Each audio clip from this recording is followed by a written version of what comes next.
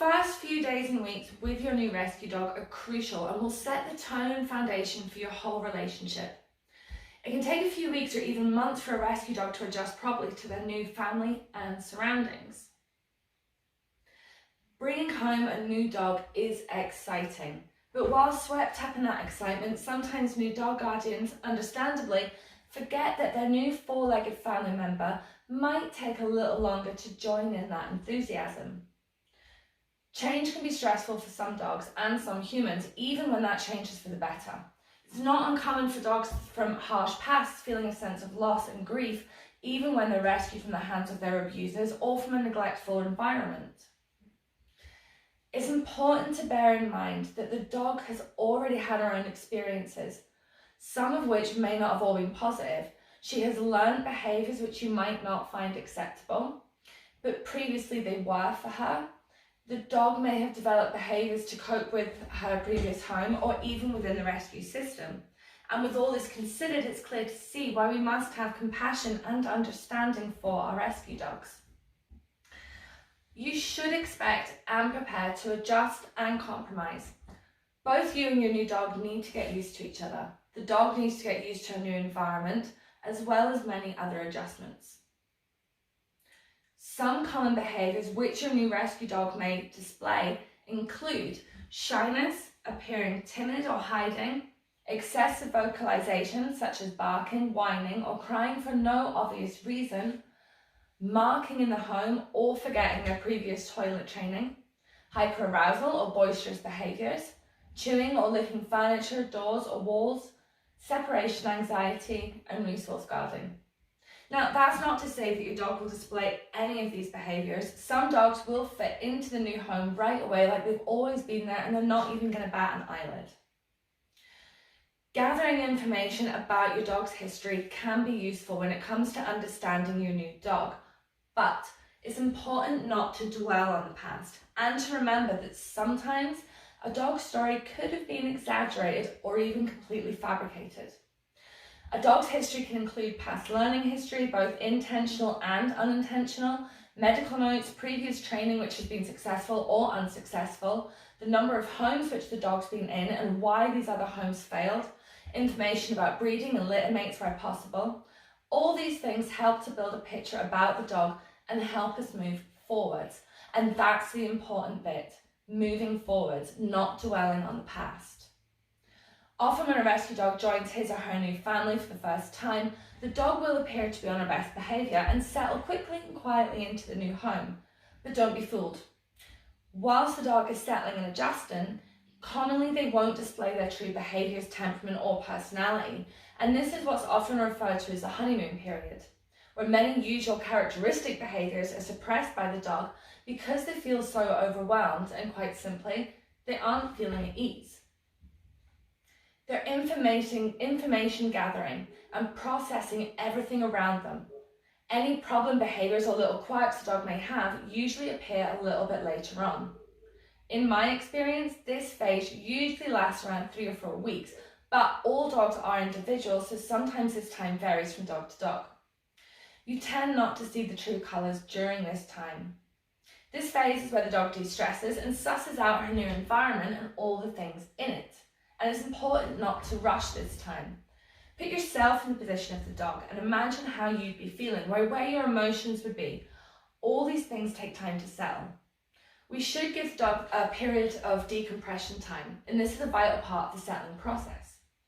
Decompression is where the dog chills out, where all the natural chemicals which have flooded the body during the stress response rebalance themselves, and we'll get much deeper into that in the stress module later on.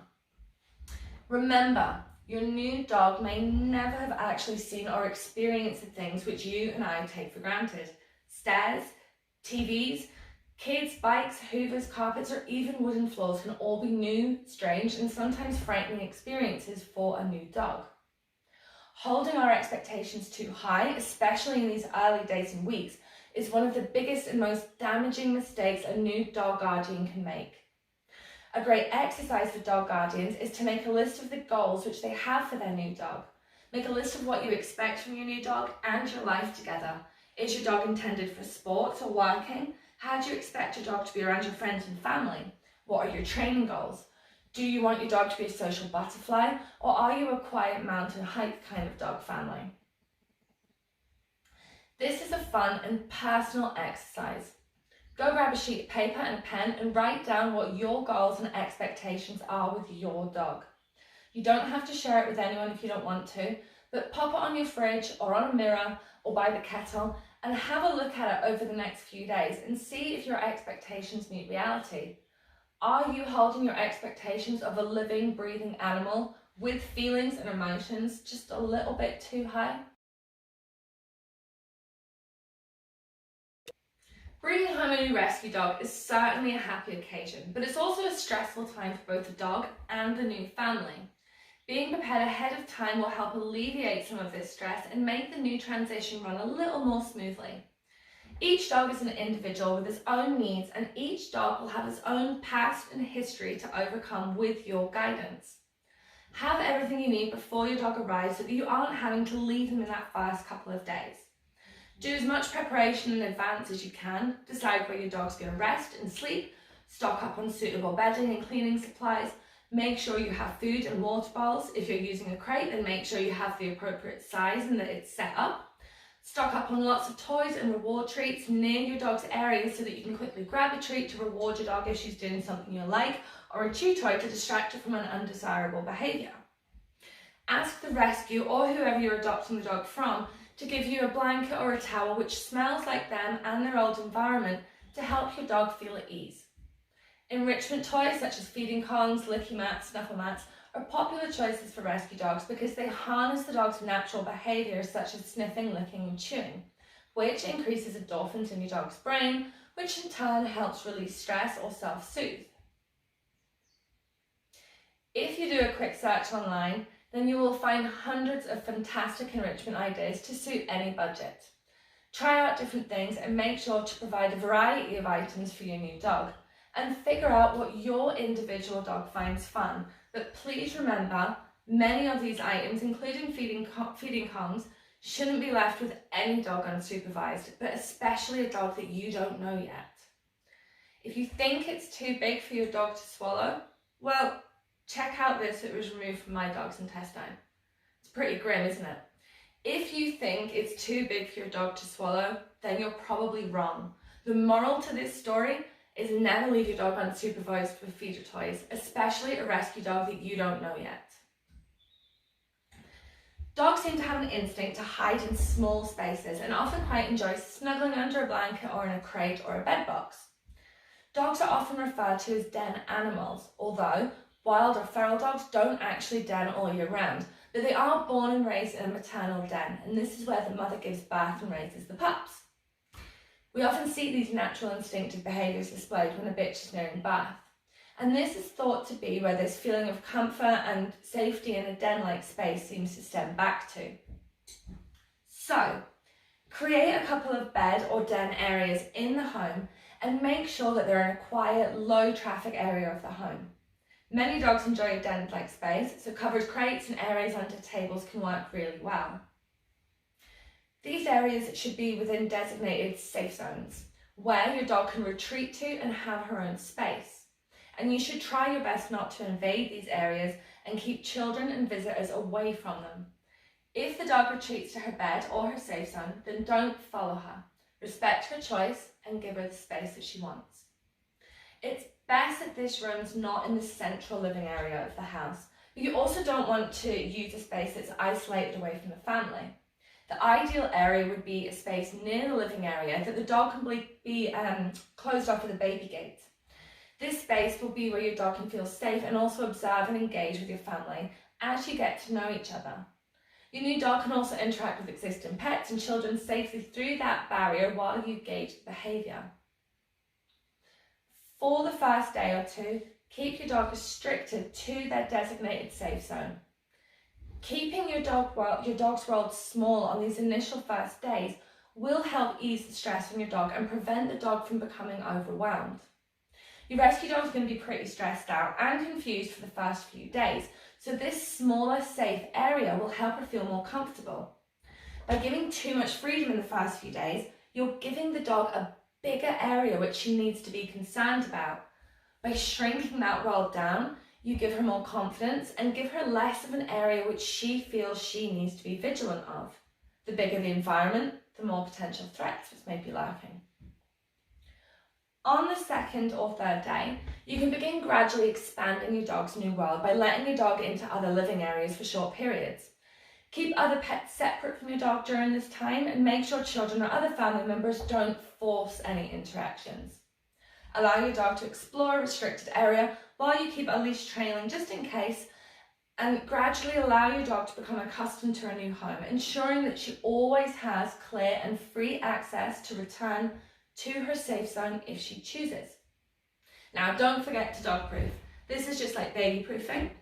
Is your perimeter fencing secure? Are there any gaps or weak spots? Is it high enough for the size of your dog which you're bringing home? Could a small dog squeeze through the fence? Are there locks on the gates? Is your dog a digger or a jumper? Remember that even little dogs can jump quite a height.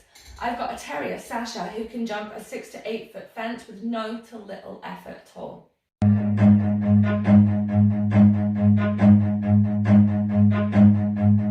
Run. Are there any cables or plugs which your dog could chew or get tangled up on? Check for anything which might be dangerous or which you don't want your dog to have. The best way to stop a dog from stealing things is not to leave them lying around in the first place. Simple management can prevent a lot of future problems. Now, you should prepare for the worst case scenario, and hopefully you're never going to need those preparations. But be prepared and have the means to separate the dog from other pets and family members should you need to. This is especially important in a multi-dog home or in homes with young children. Should the unexpected occur, it's important to have a safe and secure area where the dog can be contained until you can seek further help or the incident has de-escalated. An easily accessible room with a door which you can close or with a baby gate might be suitable. The first few days with your rescue dog in her new home should be completely uneventful. Your only aim in these first few days is to alleviate the stress, fears and uncertainties being felt by your dog and to begin building a mutual relationship of trust and friendship. Set aside a few days to spend time with your new addition and ensure they don't encounter any problems. Dogs have needs of their own, and one of the biggest maintainers to a stressful state is when their needs aren't met. General needs include a good diet, sufficient and suitable mental and physical exercise, a safe place to rest, the ability to communicate their needs, and the freedom from pain, suffering, fear, and abuse. So keep the environment as calm as possible, keep children at a distance and keep their play calm and quiet while your dog is going through this decompression phase. A stressed dog is hyper-aware and can easily encounter negative experiences which could manifest into future problems. Allow your dog to tackle one thing at a time, first the environment and then everything else. After a couple of days, your dog might want to explore her surroundings more. Every dog's different, so don't be concerned if your newly adopted dog prefers to hide under the table or in a crate for a few more days. It's perfectly normal and just part of the decompression process. Decompression is the vital phase which dogs go through following high levels of stress. For example, a rescue dog arriving in kennels or at the new foster or adopter's home, a new puppy being taken home by his or her new family, or a dog who suffered a traumatic experience. There's no timescale for this phase, and every dog is an individual and has their own individual needs, emotions and responses, and they'll take his or her own time to complete this important phase. As their guardians, carers and families, it's our responsibility to simply guide them through it. Now, it's not uncommon for a new rescue dog to go off their food for a couple of days, and this is associated with a stress response. Some dogs will dive right into their meals with no problems, but if your dog doesn't have much of an appetite for that first few days, then don't worry. Anything over 48 hours or if the loss of appetite is accompanied by other symptoms, then you should seek veterinary advice immediately. Dehydration can be a danger during this point, as some dogs will refuse to drink. If they are eating, then you can try mixing some water in with their food, but you should always take the act of not drinking seriously and phone your vet. Now, resource guarding or food aggression may also arise in the new home, even if it wasn't previously seen by the rescue or in the previous home. Don't ever try and remove food from your new rescue dog. This is the #1 cause of food guarding. You can prevent the dog from feeling a need to guard her food from you in the first place by giving it to her and leaving her to it. Some dogs will prefer that you stay in the room whilst they eat, and this is perfectly fine. Just make sure that you back up a few meters or a few paces and give them plenty of space, letting them know that you're no threat to their meal. You can also reinforce that your approach is nothing to worry about by placing an empty bowl of food on the floor, then adding to it, so that the dog learns that humans approaching a bowl means they get stuff, not lose stuff. If resource guarding does continue, then you should seek the help of a trainer or a behaviourist as soon as possible. Some dogs will arrive at the new home excited, hyper-aroused, eager to explore and greet the world, whilst others may be completely shut down and hide away. And we need to be careful here not to add to their stress or exceed their threshold of arousal. Your dog's already going through a hard time and needs patience and understanding. If you have other pets in the home, keep them separated for the first 48 hours. Remember, your new dog will be under some stress at some level. Meeting another dog just adds another layer of stress, which can easily result in trigger stacking and even a dog fight. Even if your new dog has met your current dogs before, living together is an entirely different experience. It's always advisable to arrange several meet and greets on neutral ground between your current resident dogs and any potential new adoptee or foster dog before agreeing to take them home. Any good rescue organisation will happily agree to this, and some will even insist on it. In my personal opinion, it's an essential part of the matching and transition process of rehoming. The most important thing in the first few days and weeks is to give your dog time. Time to unwind and time to adjust. As humans, we want the perfect family dog, the perfect life, and we want it all now. Our expectations are held high, and it's often a little too high for a dog whose whole world has just been turned upside down. Take the pressure off and let your new dog find her feet in the world.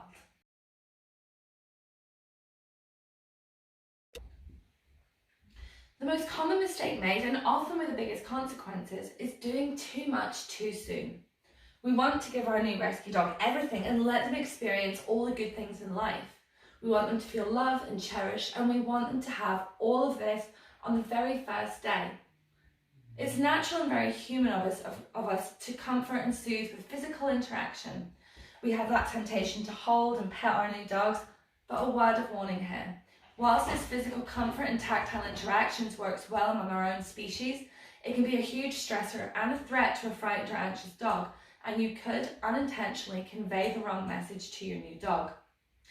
So try your best to refrain from physical interaction with your dog unless it's initiated by her.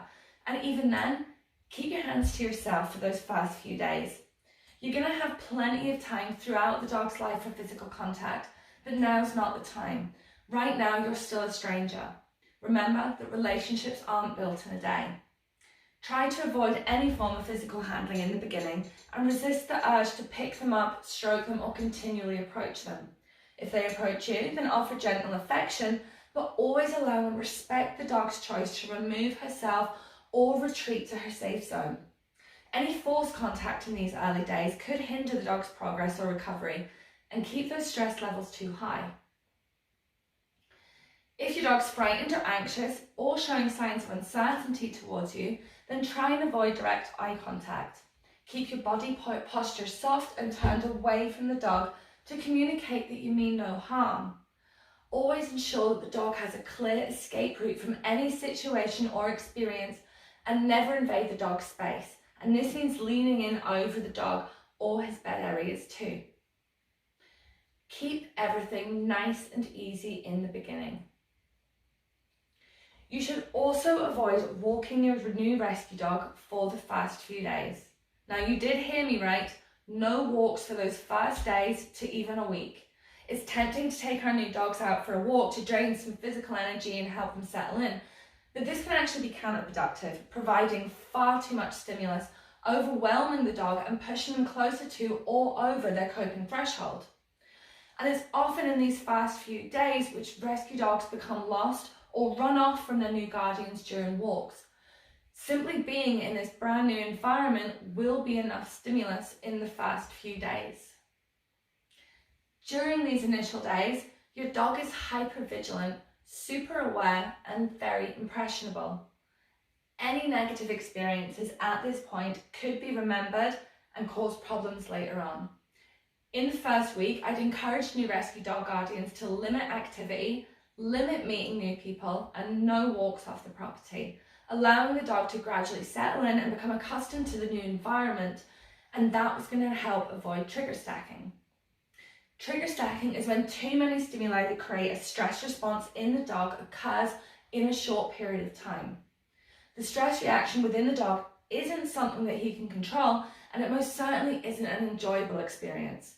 It's a natural survival response to a perceived threat or a harmful event. The stress response of the body includes a rush of cortisol and a high production of adrenaline ready for the freeze, flight, or fight response. Each time the dog encounters a stimulus which causes stress, the body responds, pushing the dog further and further into that stress reaction. During a period of stress, your dog's body is in overdrive and it's really working hard. Living in a prolonged state of stress can significantly affect your dog's health, so it is important to identify triggers to the stress response and move or adjust them as soon as possible. And it's also important to remember here that the dog's stress reaction is based on his own learning experience, fears, personality, genetics, and ability to cope. It's not based on the things that we may be considering to be worrying him. Stress needs time to reverse.